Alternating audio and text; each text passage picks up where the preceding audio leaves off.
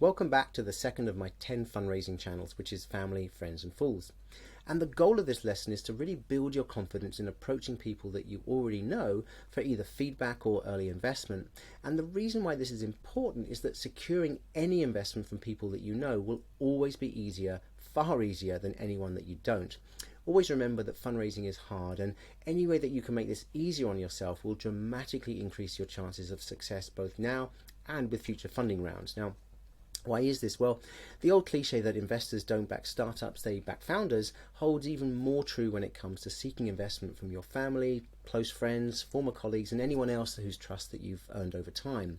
This is not to say that you're asking for anyone that you know to take an unreasonable level of risk. This is an important distinction to make early on. So many founders I work with tell me how they don't know anyone with enough money to invest or who would be willing to take on such a risk.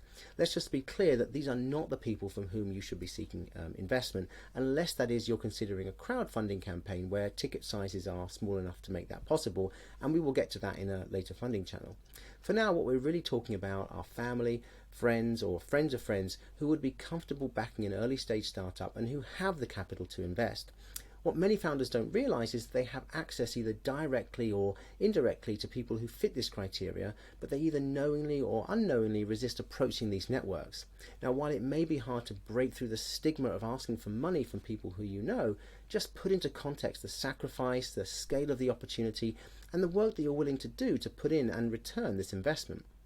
So really trying to think of this as the start of your fundraising journey as both an opportunity to get some honest feedback on your pitch deck and as a way to secure what little funding you might need to start to get your venture off the ground by having a product or service that you can start testing with users or even paying customers. And really, once you start to approach your closest network, then you're really starting to build your investor database, which you will continue to grow as you expand your network of contacts. And within the research resources document, you will see a section on the 3 F's and 10 fields per section for you to start to complete with contact details of family, friends, and anyone else in your network who might be crazy enough to back your venture from the start.